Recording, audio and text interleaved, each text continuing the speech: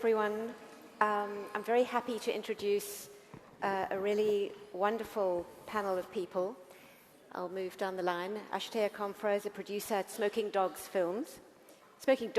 singular, Films, a film and television production company founded in London in 1997 by the artist John Akomfrah, Ashitey's father, Lena Gopal, and David Lawson. The company has built an impressive reputation for exploring questions around race and identity, and for working across the genres of documentary, feature films, multimedia, and art-based films. Gabrielle Tana is an Academy Award-nominated producer who has produced many films you'll know the titles of: The Duchess, Philomena, The White Crow, The Dig, and more recently, Firebrand, with Alicia Vikander and Jude Law, directed by the wonderful Karim Enuz, who is somewhere here and who I will be talking to next. Firebrand was in Cannes last year. Her latest film, Motel Destino, also directed by Karim, has just been in Cannes this year. And at the moment, Gabby's working on a film called Switzerland, which is about the last days of a fictional account of the last days of the writer Patricia Highsmith, starring Helen Mirren. Majid Al-Remaihi is an artist and filmmaker from Doha in Qatar. He studied sociology at Middlebury in Vermont and is currently doing a postgraduate degree at the experimental art school Le Fresnoy near Lille. His short film, And Then They Burn the Sea, about his mother's gradual slide into dementia, was Qatar's first contender for an Oscar nomination and won prizes at several festivals. Most recently, he was an assistant curator on Your Ghosts Are Mine, a cinema exhibition featuring over 40 filmmakers and video artists at the Palazzo Franchetti. I am going to turn to Gabby first because I think that we all of us who go to movies, and most of us go to movies of one kind or another, are very familiar with seeing the title producer on a screen. There are usually actually lots of producers on a screen, but I've realized, myself included until fairly recently, no one really knows what a producer does and quite how hard it is. So I'm going to turn to you, Gabby, and just ask, what do you do exactly?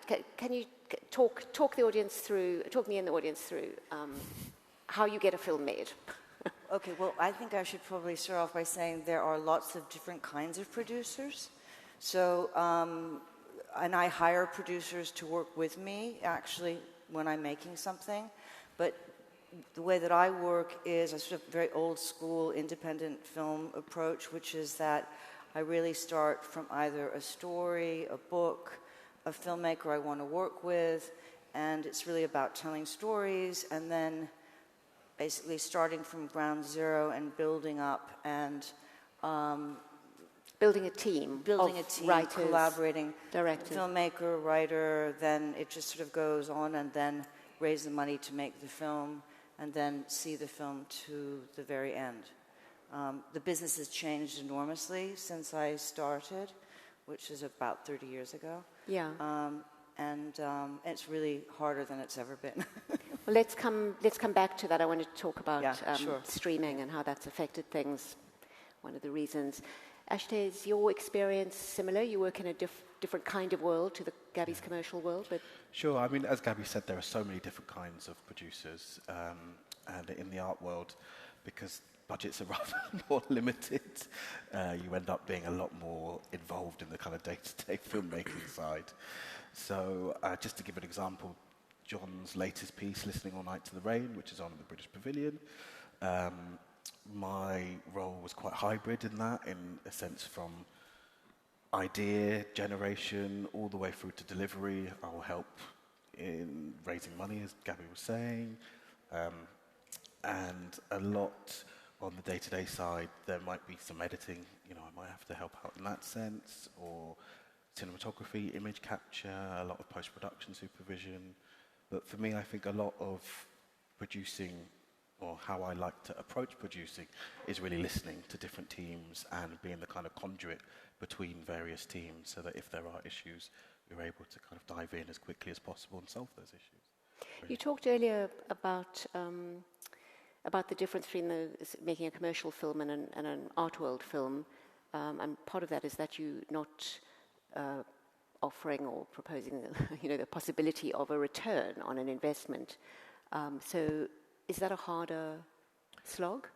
I think there are, models that are challenging in the art world that are becoming more and more apparent. I think there are a lot of commissioners now who would like,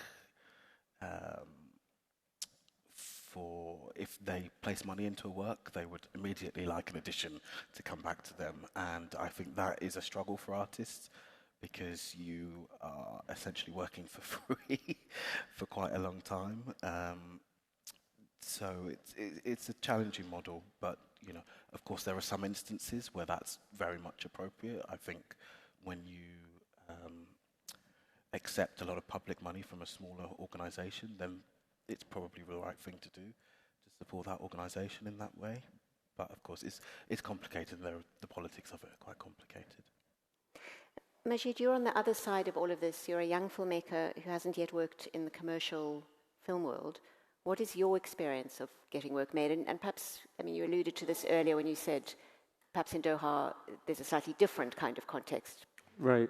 I think quite differently than the side of Gabrielle and Ashitey. I think in terms of making films, and particularly coming from Doha, we've been sort of working alongside the sort of advent of a new filmmaking practice that came along with the establishment of a film institute.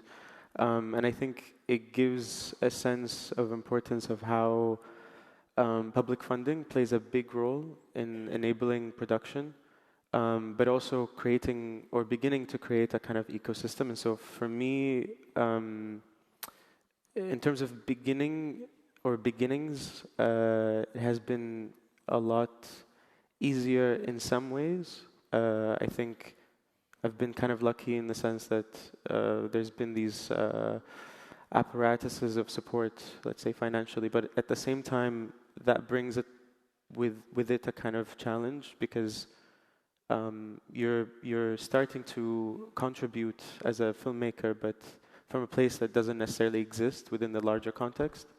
And what kind of articulation do you offer as an artist or as a filmmaker? It's quite key in understanding what role you have in the larger picture. And it's a bit different than sort of a producer's point of view in the sense that it's a big responsibility. And so it's easier, at least with the format of a short film, it might be actually more challenging with the format of a feature film because feature films are assessed in terms of failure or success by many different, let's say, assessments. There's the commercial side, there's the critical, acclaim, and these things kind of work sometimes in tandem, but in different ways. And the director or the filmmaker has their own unique kind of relationship. So for myself, I think with so far the journey I've had, I would say it's been interesting, but I think there's a long road. It's almost like my own relationship to my own work is also the relationship of the history of cinema of Doha. In a new in a larger exactly. So it's a kind of a weird sort of place to be in. A privilege and a burden. Yeah, exactly. Yeah. But you've got a different context now, haven't you? You were talking about this morning. You were talking about making a film at the school that you're at, where you actually have to find money and. Right. So I kind of made a bit of a radical choice to go to France and do this program, which is still kind of a privilege for a lot of artists and filmmakers to be provided a certain budget and work within limited conditions or constraints. And even though the film was not shot in France, it kind of did give me a kind of different level of exposure to how conditions around production can also sometimes create interesting accidents. And I mean that in the sense that you can somehow develop a kind of flexibility outside of certain bounds of, let's say, support or involvement. And when you have that kind of freedom, production-wise, it can create interesting things. You're kind of sometimes under the radar.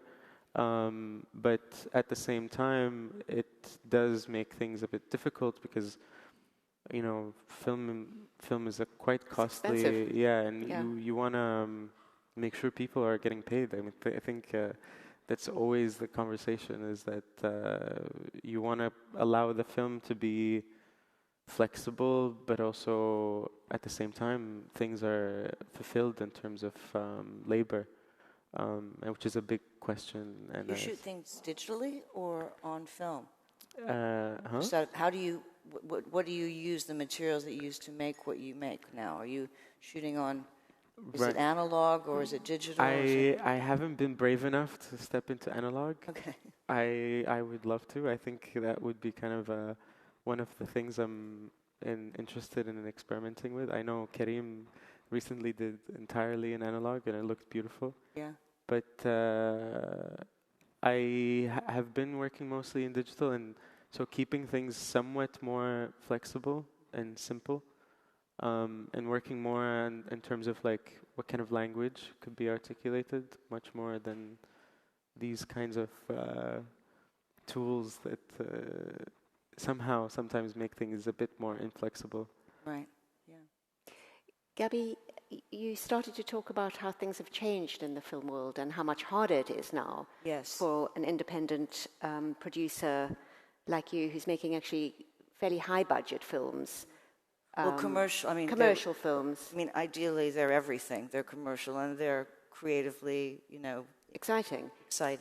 But yeah, I think that it sort of started with the advent of the streamers, with Netflix and Amazon to begin with, and then COVID was hideous, really, for the state of the film industry because people stopped going to the cinema. So already you kind of lost a public when people were watching things at home, and then we really, really lost a public, and it really hasn't come back, and I don't know if it ever will. Sorry to interrupt. Yeah. Talking to a lot of colleagues in kind of the film industries, the screen industries in the UK, they're very worried at the moment because budgets are really shrinking, and you know it's the same throughout the art world as well. We're finding that budgets are shrinking, so things are very challenging. Very challenging. Yeah. And it's also, isn't it, that, I mean, there's also a distribution issue because the streamers want the material.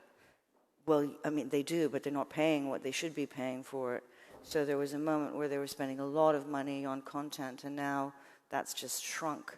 And it's you know, having a really, it's going to take, I think, years for us to sort of kind of come back to some sense of stability.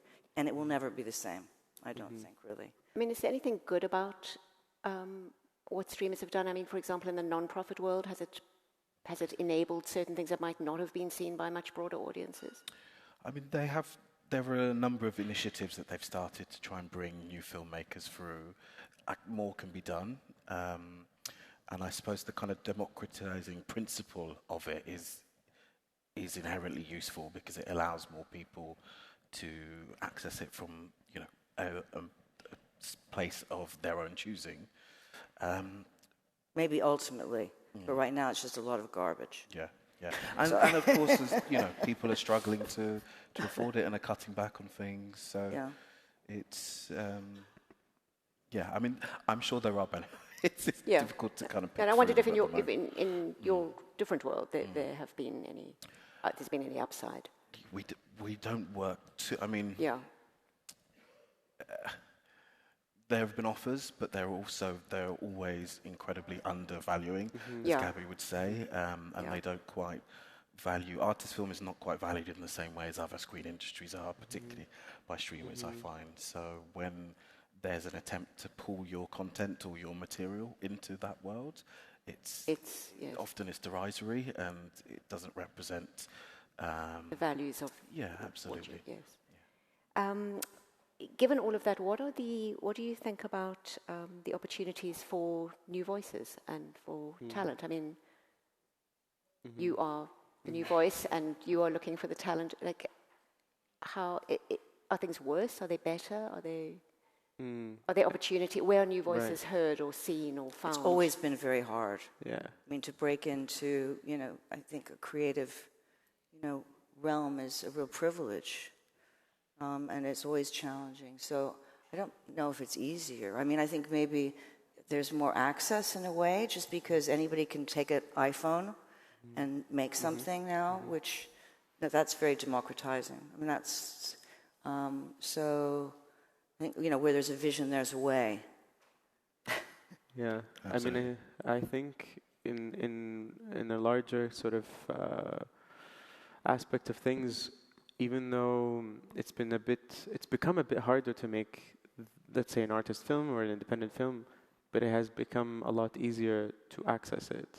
And over the last few decades, this has become sort of a question, because people like myself have only heard of, John Akomfrah's work, or a lot of other, artist films or artist filmmakers through the internet, or some of these streamers that have become more prominent, like Mubi or etc. And I think it has created a new sort of generation, which sadly is coming into things being a bit more difficult in some ways. Yeah. But I do think it has become slightly a bit more international in some ways, at least in terms of the international landscape. Definitely.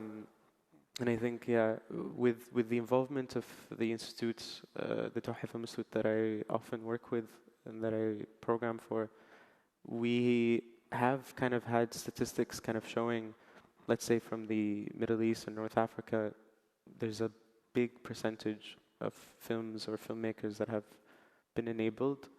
And so these kinds of institutions that have sprung out recently have done, sometimes even symbolically, a lot of difference. Yeah. Sometimes even supporting with, a few tens of thousands of dollars can make a big difference on an independent documentary. And so these things have, made some difference, but the ecosystem is quite the same on a... But I do think that actually there's much more local industries, and there's a real public, I mean, in the Far East and everywhere actually, there's indigenous, industry, which wasn't really the case until quite recently. And are film festivals the main way that people can see these or discover? They're essential. Film festivals are essential. Yeah. Actually, you mentioned earlier, you said that you were interested in the structures, in how people enter the industry.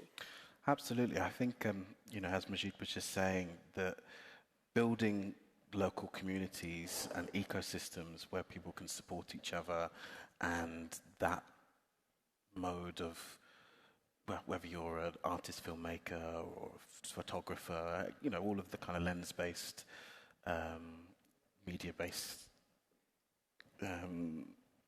structures, I think it's super important that we try to kind of skirt around the structures that have already been created. Not to say that film festivals aren't important, they absolutely are. But I think what you find at the moment is that people are kind of cherry-picked after, you'll get into a film festival, and then someone will look at that material and go, oh, this could be commercially successful in another realm. Why don't we operate and ask this person to make a film for us? And I think actually those kind of, particularly for diasporic and diverse communities, that sort of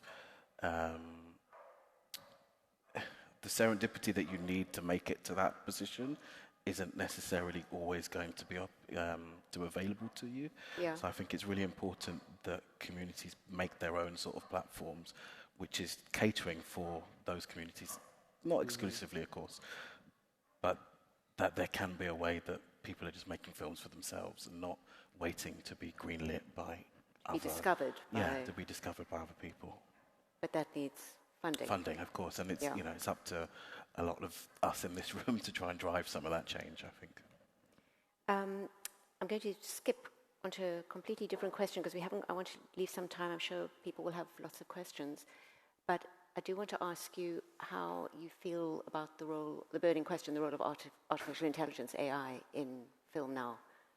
I mean, Gabby, you said something very Well, earlier. Yeah, we talked about it a little bit earlier. Just Yeah. that I think that the mind and the heart will always lead in terms of creativity. But just technically, what's going on is eliminating people. I mean, just in terms of post-production, now you can do things with sound and music that, do not need people to actually, be the creative force behind. So that's, going to change things enormously.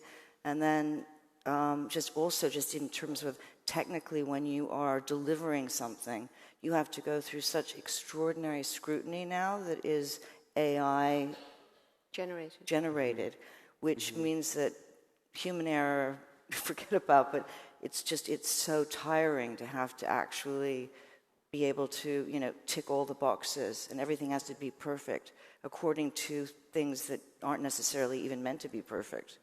Just maybe something's meant to be out of focus, but because it is now, that's it doesn't tick the box.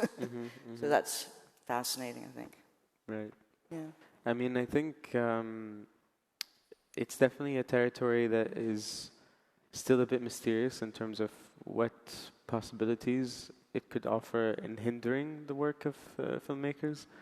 I think when you think about the vision of a filmmaker, what necessarily is assessed as sort of a mistake or an actually creative choice, what is sort of considered to be good or bad work, because sometimes even a filmmaker's work that is considered a failure is somehow necessary. So it's these questions which, let's say, through the point of view of an artificial intelligence, which is, let's say, there's a let's say with the word intelligence, there's an attachment to kind of failure-proof. I mean, you're not allowed to make bad work right, in some way. Right. And so with that, it does create something a bit strange because it's still kind of an art form, and it necessitates that kind of level of attempts. And where's the controlled masterpiece, which is an accident? Yeah. So it's a bit unclear in that territory, but it can be an interesting tool that in some ways also takes away from the labor of necessary people. Yeah, I think the erasure of labour is a serious concern.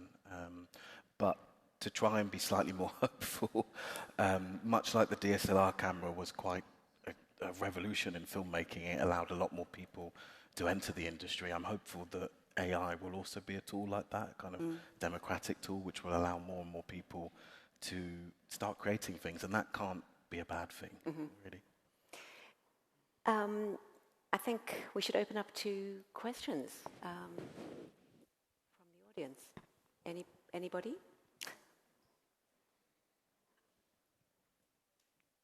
No?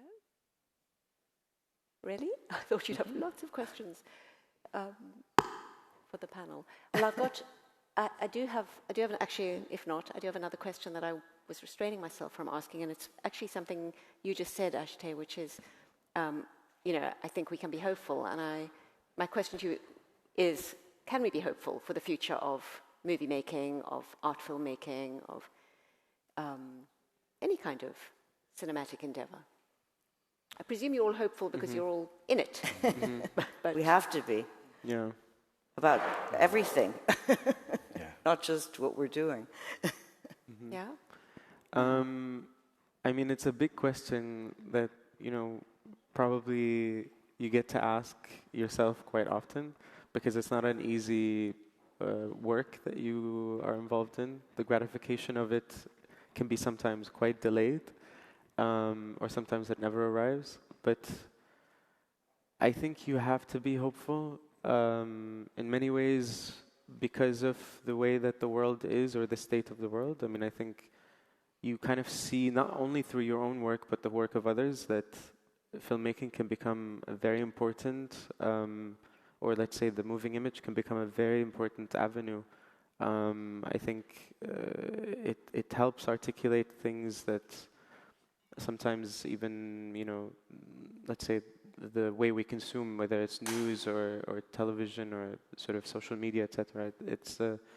cinema operates quite differently, and with quite grave things happening in the world, whether it's in Palestine and Gaza or other places in Sudan. I think it's a lot of people are putting themselves in the forefront in very precarious positions, also through this lens and through this medium, which makes you also sometimes have some sense of hope in what it could do.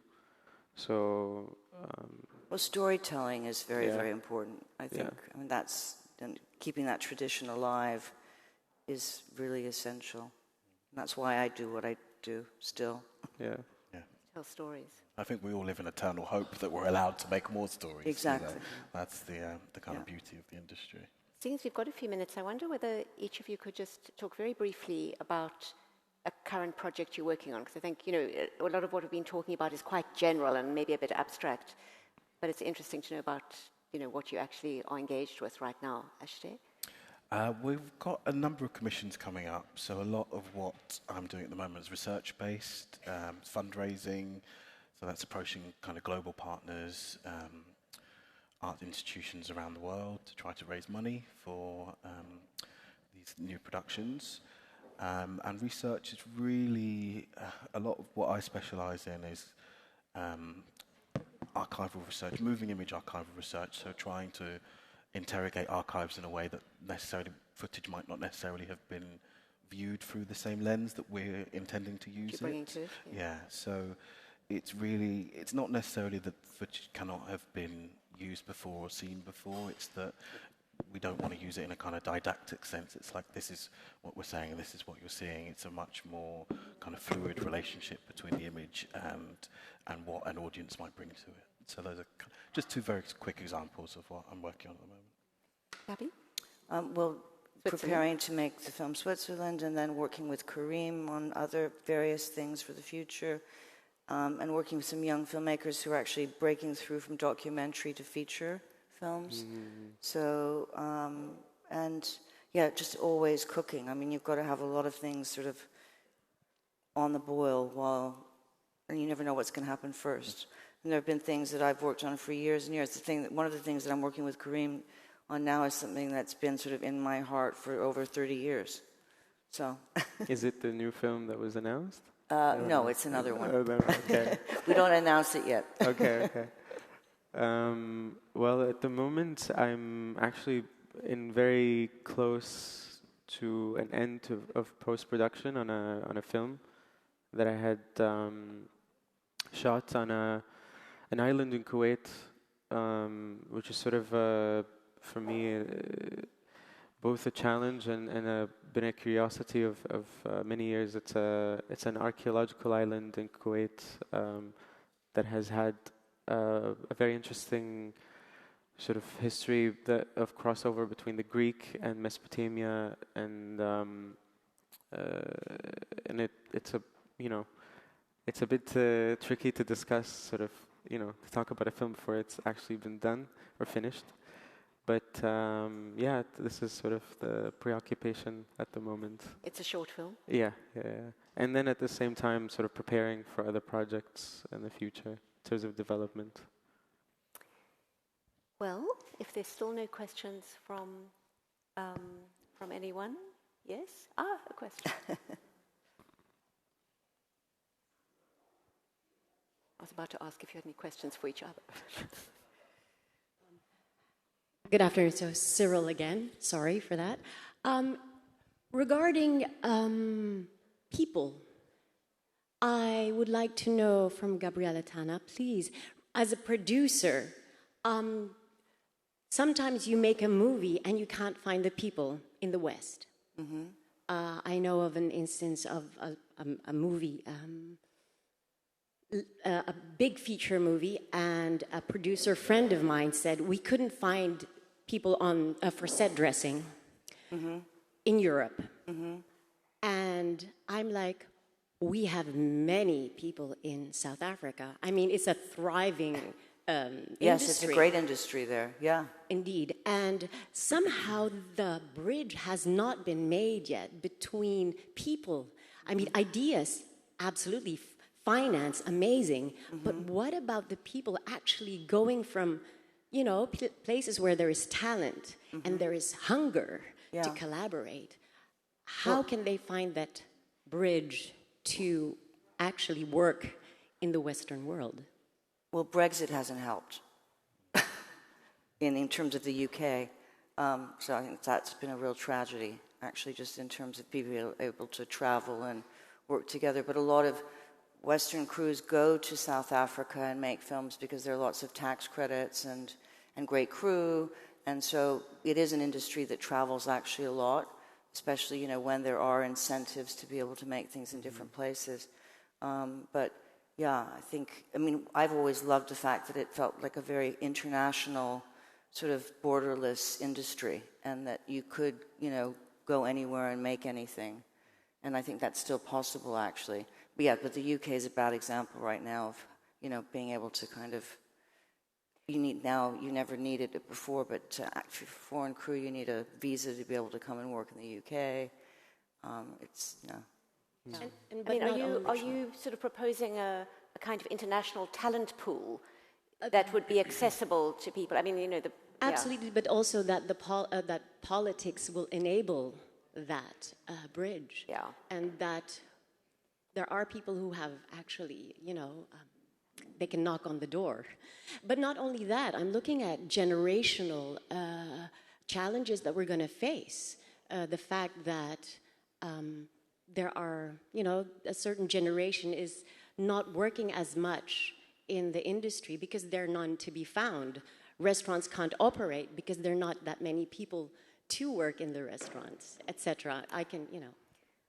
Thank you. Does anyone else have a question? No. Okay. Well, then it just remains for me to thank Majid, Gabby, and Ashitey very much for being here. Thank you. Thank you. Thank you.